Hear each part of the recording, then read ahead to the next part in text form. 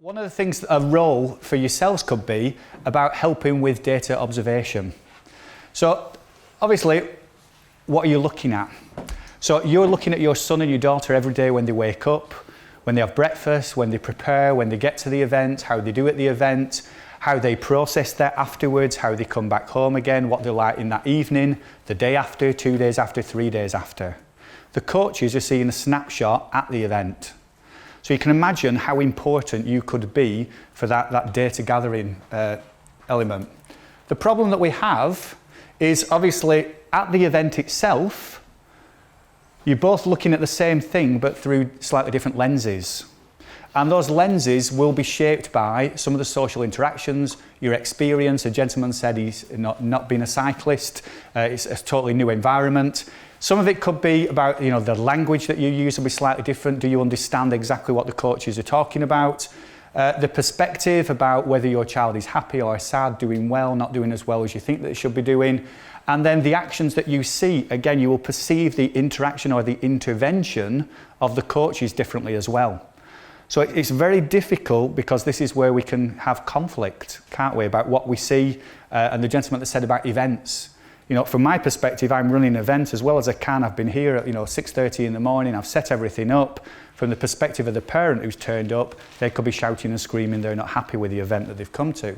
So,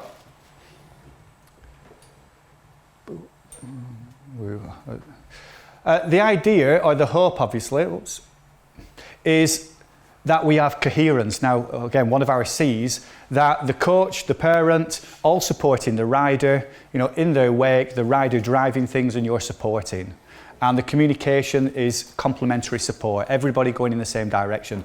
Sometimes that might not happen in some sports. And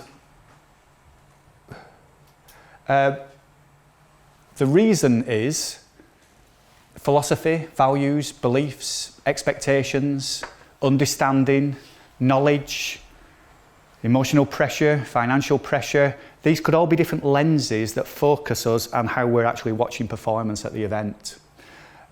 Some of the very poignant research, some of the stuff that's really shone a light on young performers and some of the mental health issues that can happen if we don't get things right is some of the examples that I'll give you next.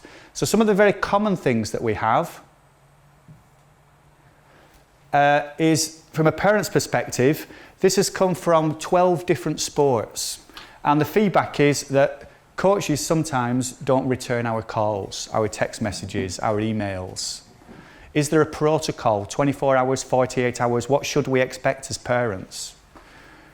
The coaches don't select my son or daughter, and that is where conflict arises from. He's better than the other riders, she hasn't performed very well and yet she's in the squad. Coaches aren't doing what they should be doing. My lens thinks that the coach should be acting, behaving in a certain way. Because I've been a rider, I remember what my coach was for me, or I'm a coach, and I'm looking at what the other coach is doing and I'm not happy with it. Conflict. Coaches are not doing enough to help. They're standing there. They should be doing more. They should be telling them all the answers. They should be, helping them make decisions. And down at the bottom, the coach is not being there at an event, on a track day. From a coach's perspective,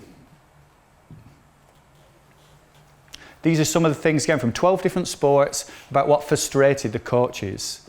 The parents are calling and advising them how to coach their child. Lots of advice, I know best.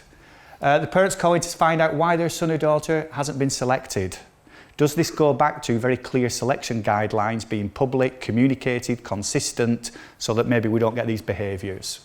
Parents calling the strength and conditioning, the sports psychologist, the nutritionist. Again, this is different sports, so maybe as they get a little bit older, and asking, what are they doing to help? Why is my son or daughter not performing? What are you doing? You should be doing more. And then down at the bottom, performers looking over to the parents for coaching points. You see this in a lot of sports. They call it almost joystick coaching, or parenting. Come back, go left, pass right, do this, do that, just controlling their son or daughters. And again, the coaches have spotted this and they want to try and eradicate it. Down at the bottom, The worst bit is these parents undermining the coach's input. It's really difficult, okay, because you can imagine what my job is, and then I go and watch my son or daughter being coached. You have to bite your tongue sometime, because I know that those coaches will have a long-term plan and they're probably doing things for all the best reasons. I need to go and ask why before I make a comment to Ben or Lucy about it, because I need to understand why the coach has made that decision, rather than me and the coach going in the car on the way home, you know, what did Bill say to you today? Oh, that's rubbish, you know, don't listen to him. And the worst parents, so this is from the coaches, is not the ones who are overtly critical in front of people, but they nod and they say, yes, you know, that's great. And then during the week, they're just saying, you know, son or daughter, well, you know, do what I tell you. When you turn up, you know, pay lip service to it, but then we've got a plan. We're going to work together. The worst behaviours that have come through a lot of the research, you can imagine that one, living your dream through a child. You've been injured, you were a contender, didn't quite happen for you. You know, you've got your little mini-me. Social experiments, I've heard some coaches say that their children are, you know, because I didn't quite make it and I'm a coach and now I'm going to try and put all these things in place for them so they do make it. Having different goals from the performer, and again we'll go into a little piece of research where that's quite poignant as well, quite important. Treating the performer differently after a good or poor performance. I was trying to find images, but the number of times that I've seen it where at the end of an event, if the team have lost or if the performer hasn't performed that well, you know, the parent just walk into the car and the child 10 feet behind them, you know, dragging their equipment, whatever sport it was, across with them. You know, or if they've won, arms around it, yeah, we're going out, we're going to, you know, have Sunday dinner or whatever it is. Questioning, undermining the coach, again, worst behaviours, physical display of displeasure. Pia Nielsen, Lynn Marriott on Golf 54 have got a fantastic little YouTube video which is all about body language and by how you have your hands or what you say, you know, nodding your head, shaking your head, what the actual players or performers think that you're thinking inside. It's only like a 3-minute YouTube clip, but brilliant. Because that's what they see. So, how does this impact your son or daughter? And again, from different sports, it can mean my parents don't trust me. This came from an American footballer. Okay, he signed a contract, got a scholarship, big NCAA Division I team. Because he was one of the first draft picks, he knew he was going to NFL contract in the future, be earning millions and millions and millions. The parents sold the house, moved to the other side of America so they could live in the same city as his new university, just to monitor him and make sure they didn't blow it. And he felt that it meant his parents just couldn't trust them. Next one down, my parents only love me if I win. Again, because of what they say in the car on the way home. They talk about the worst aspect of children in some sports is the car journey home with the parents. How shocking is that?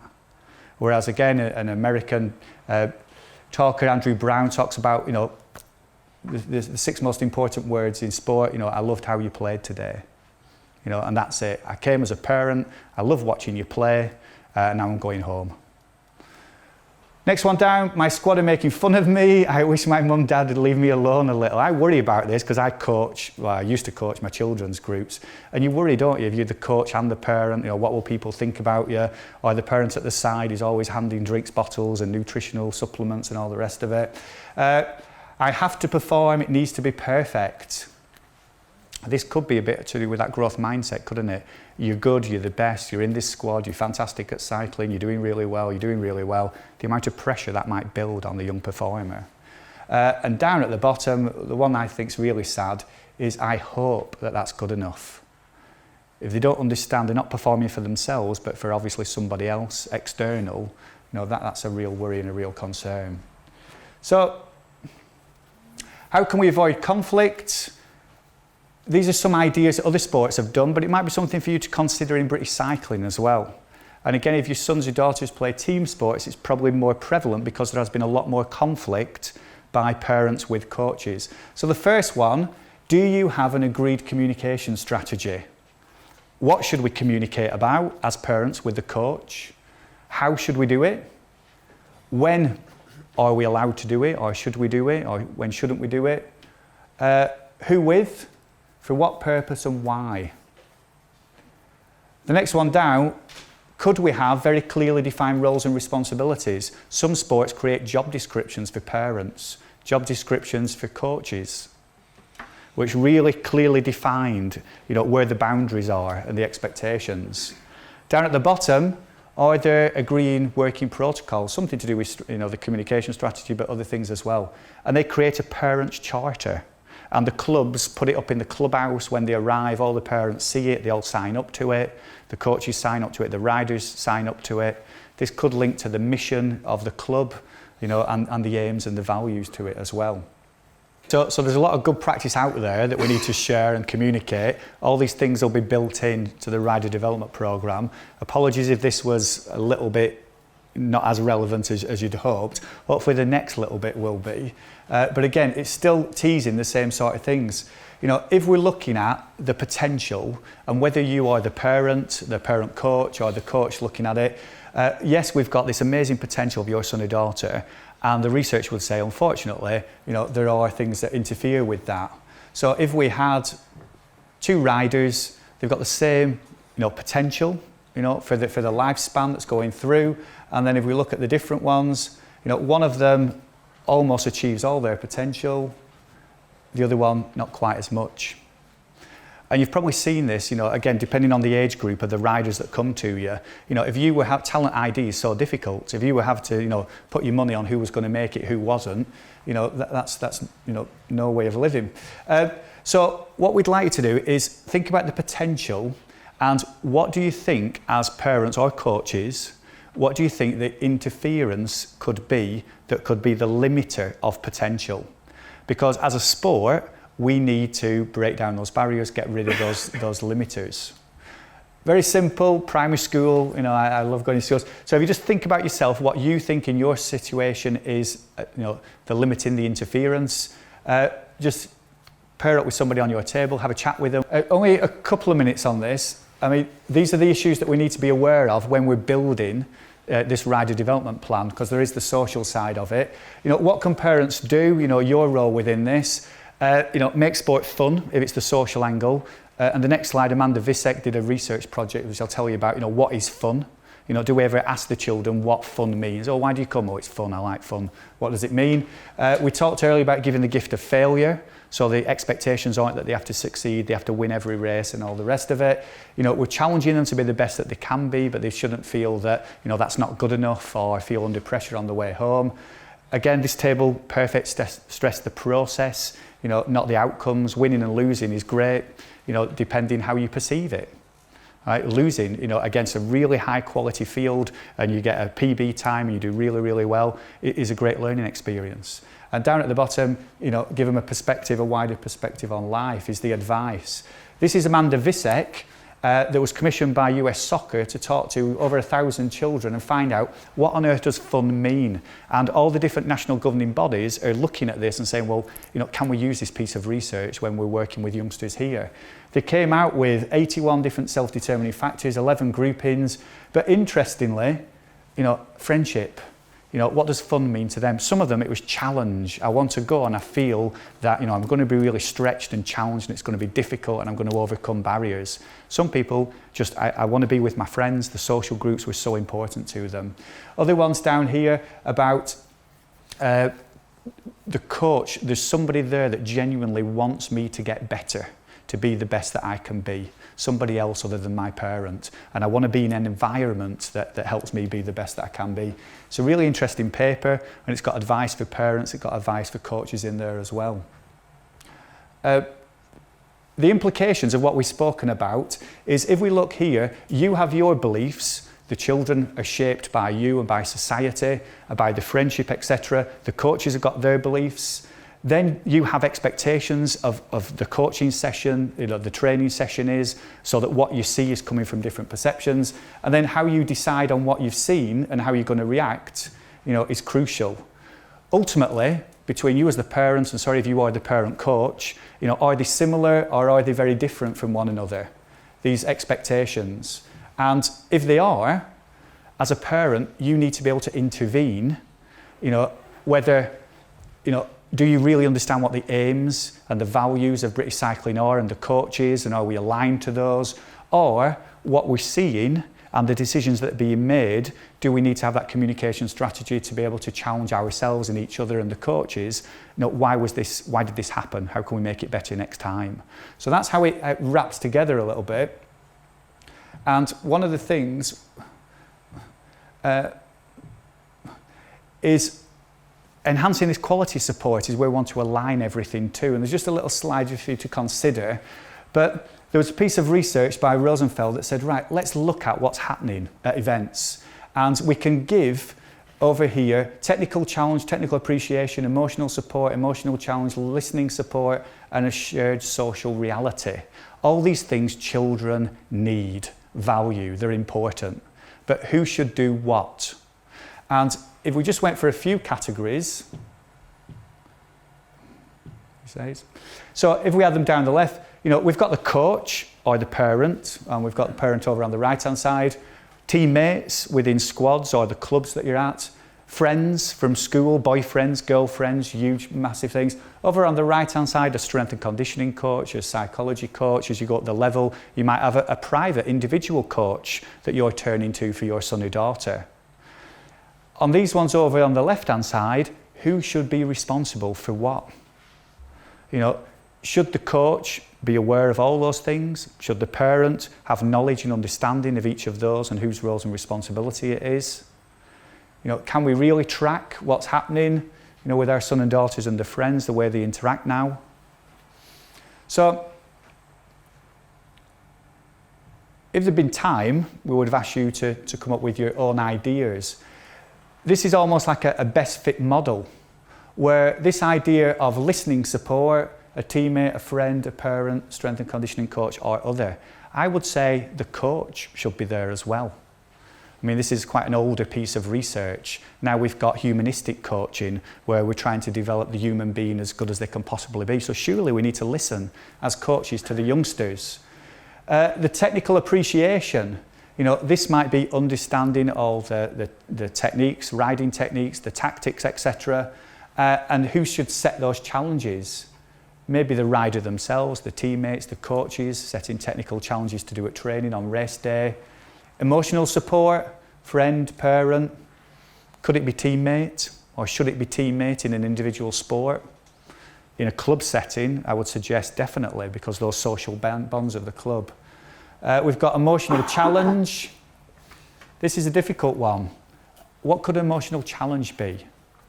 Overcoming a hurdle, making something difficult, giving them a technique, showing that they've got a bit of mental toughness, maybe not doing everything for them, maybe making it difficult.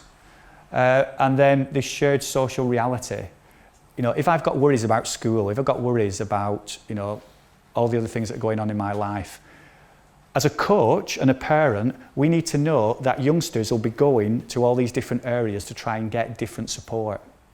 And it's a way, how can we manage that and be part of the conversations with them? And how can we, as a sport, develop a talent pathway that engages all these significant others? And as we say, 11, 12, 13, the significant other, you're probably top of the tree as a parent. 13, 14, 15, 16, you're going down, down, down, down, down. Okay, so we need to know who on earth do we need to talk to as a parent, so we still know what's going on in that person's life so we can help them. So, keys to success, we could say here, the coach, the parent, both supporting the rider. Do we want a contract, a charter? That's something for you to consider. Do we have this developmental, win gold medals, or is it social, just stay involved in coaching, this twin track approach? Can we be both things to everyone, which is difficult? Do we need roles like job descriptions? What sort of things can parents do to help you during training and race day? Yes, we want to challenge each other to become better, but do we have some examples? So we've said that you are the best resource, an amazing resource of what you see and how you can feedback that information.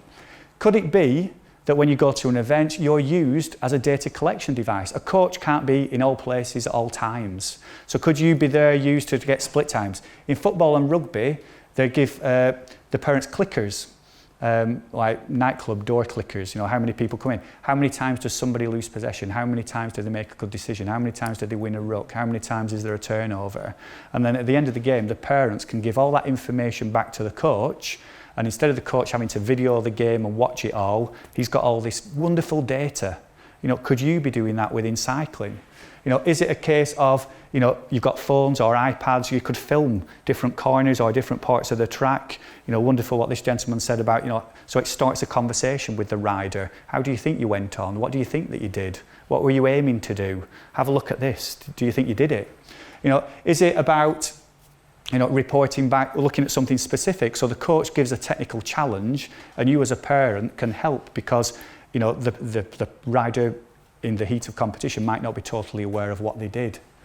You know, is it, as we'll find out this afternoon, is your role the idea of these nutritional strategies? You've got to go and pay for all the food, cook the food, bring it back. You know, is that one of, you know, massive roles? And then you could feed back on the nutrition that the youngsters are actually having.